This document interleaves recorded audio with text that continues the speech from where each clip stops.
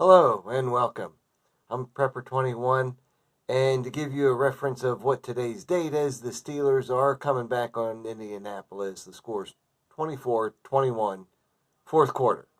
So, means don't give up hope. I never do, and that's why I like to look forward to the future with planting for food and things to add to salads and that. These are pea shoots here.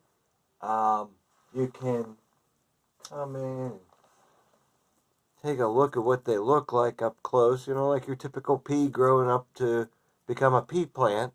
If you eat them together, you know, a bunch like this, it would taste mildly like a pea. I like to cook them with a little bit of olive oil, garlic, salt maybe, or fresh garlic. Some sunflower on the side here. Both are pretty high in their protein content as well as a number of micronutrients, you know, hence the name microgreens. Over here got arugula, and these roots have grown quite tall.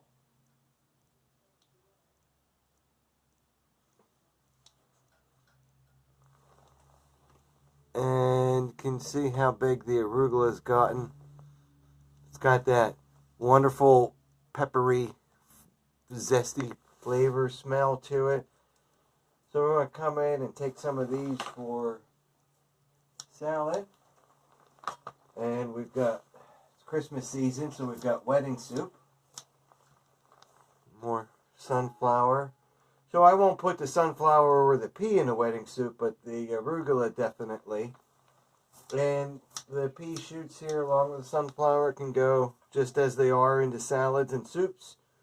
But I would prefer to cook them a little bit, give them a little bit of a toasty flavor, and then add them to like a stir fry.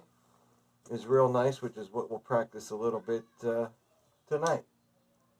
Okay, so Steelers must have just missed something, so I got to run back and do that. But, you know, after game preps here, so got any questions, please share advice as well, and get prepared. Thanks for watching.